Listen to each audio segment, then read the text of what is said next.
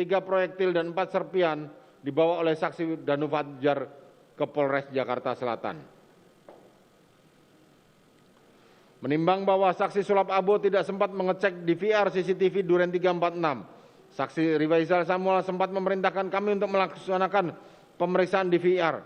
Namun karena ada kalimat dari terdakwa yang diucapkan bahwa CCTV sudah mati kurang lebih 2 atau 3 bulan, saksi lupa sehingga tidak dilakukan pemeriksaan. Menimbang bahwa saksi sulap Abo ikut melakukan pemeriksaan terhadap ketiga saksi di Biro Provos yang pada hari itu kurang lebih jam 9 bersama-sama saksi Rifaizal Samuel, Pak Endra, Pak Aibda Ridwan, Janari, Aibtu, Ali Ahmadi di Paminal. Dan saksi diperintahkan untuk melakukan pemeriksaan terhadap saksi Richard Eliezer Budiang Lumiu. Namun belum sempat saksi melakukan pemeriksaan, saksi diperintahkan oleh Pak Kanit dan Pak Kasat untuk kembali ke TKP.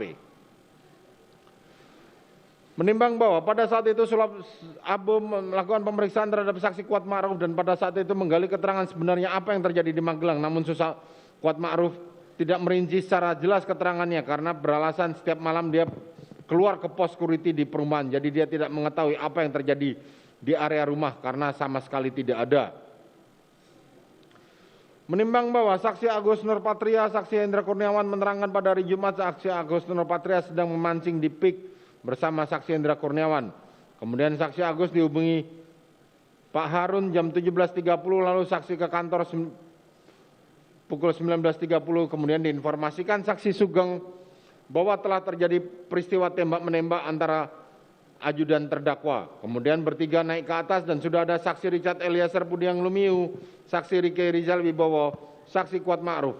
Kami sempat menanyakan kepada saksi Richard Eliezer Budiang Lumiu, saksi Riki Rizal Wibowo dan saksi Kuat Ma'ruf di gedung Provos lantai 3 terkait kronologi tembak-menembak. Pada saat itu saksi Richard Eliezer Budiang Lumiu dan saksi Riki Rizal Wibowo, saksi Kuat Ma'ruf menyampaikan kronologis peristiwanya di TKP. Setelah itu, tidak berapa lama terdakwa datang mengumpulkan saksi Richard Eliezer Budiang Lumiu, saksi Riki Rizal Wibowo, saksi Kuat Ma'ruf di ruangan yang pojok. Pada saat saksi memeriksa, saksi Riki Rizal Wibowo menceritakan bahwa Riki Rizal pada saat itu mendengar teriakan Putri Chandrawati. Dia masuk ke dalam. Sampai pintu rumah, Riki Rizal melihat korban Nofriansah sedang menembak ke arah tangga. Kemudian Richard sembunyi di samping lemari es dan cerita ini oleh saksi Riki Rizal sudah diceritakan sebelum bertemu dan dikumpulkan oleh terdakwa di Provos. Setelah selesai tidak lama kemudian terdakwa mengumpulkan kita semua. Di situ ada Kasat Reskrim, ada Kanit, ada saksi Hendra, ada saksi Agus, ada saksi Beni Ali, ada saksi Sugeng, Harun, Kayanma, Kombes Budi menjelaskan bahwa terdakwa merasa martabat dan kehormatannya hancur oleh korban Nofriansah Yosua Huta Barat.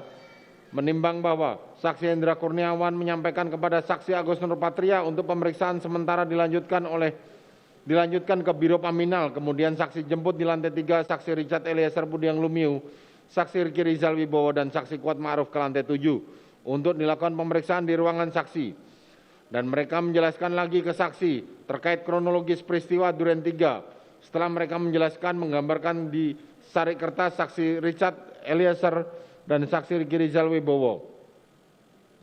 Kemudian meminta mereka untuk memperagakan di hadapan anggota saksi yang memeriksa mereka untuk reka ulang dan kemudian mereka memeriksa saksi Richard Eliezer, saksi Riki Rizal dan saksi Kuat Ma'ruf di Biro Paminal.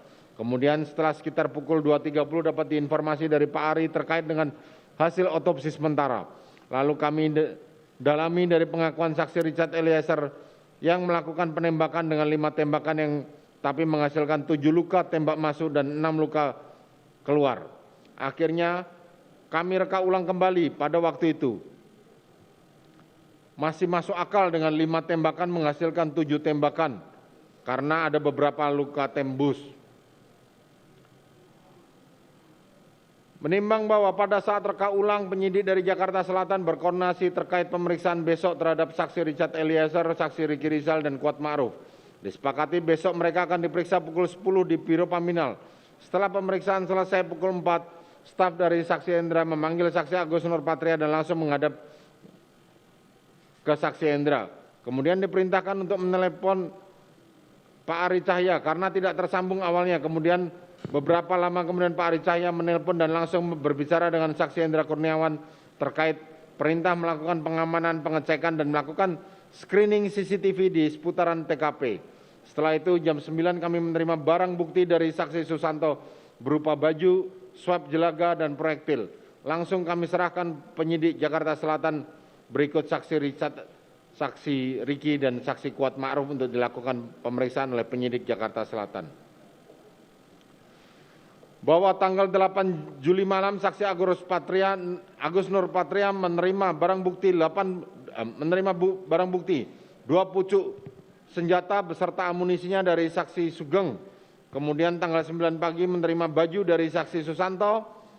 Selanjutnya tanggal 9 kami menyerahkan barang bukti kecuali senjata yang belum diserahkan karena akan dilakukan pengecekan terlebih dahulu oleh saksi Hendra Kurniawan.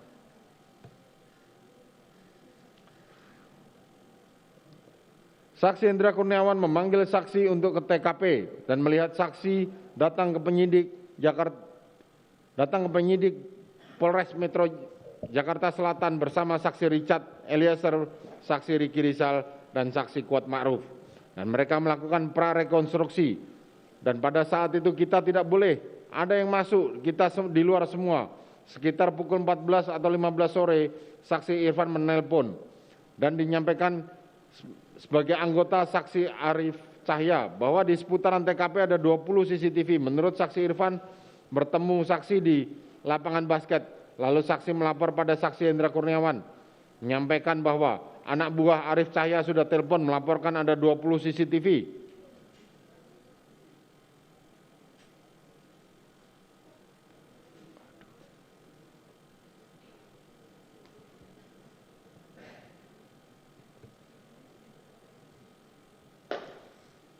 Dan perintahnya yang penting-penting saja diambil, jangan semuanya.